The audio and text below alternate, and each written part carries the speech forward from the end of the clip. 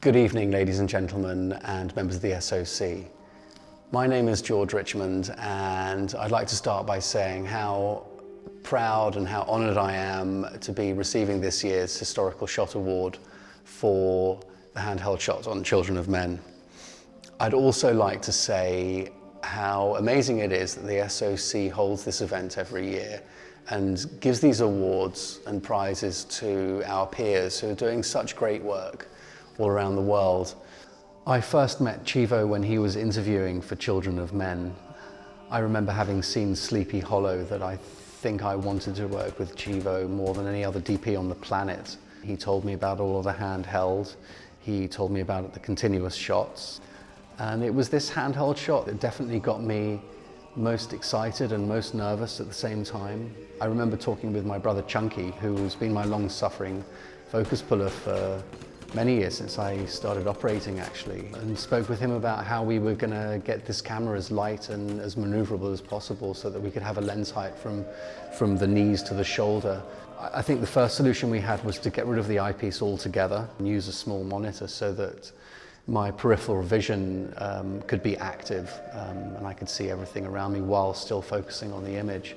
And the other thing that we came up with was attaching a strap to the camera so that I could kind of wear it like a guitar, which was really, really important in being able to handle the weight. I mean, especially in the moments where the camera's still and a little more locked off. The actual shot when we came to do it was complex on so many levels. Aside from my problems of figuring out how to keep up with Clive while running backwards or getting in and out of the bus or getting up the stairs backwards or being an analog version of a motion control machine to deal with the digital stitches, the first AD had to figure out how to cue this whole thing. I remember the moment the blood hit the lens when we were in the bus. I was obviously still behind Clive and my brother Chunky was behind me, and he was screaming over all the gunfire, "You've got to cut, you've got to cut, there's blood all over the lens." But somehow, to me, it all felt right. Not to mention it was the last go of the day. We were in our last hour of daylight. My instinct told me to continue, so we continued.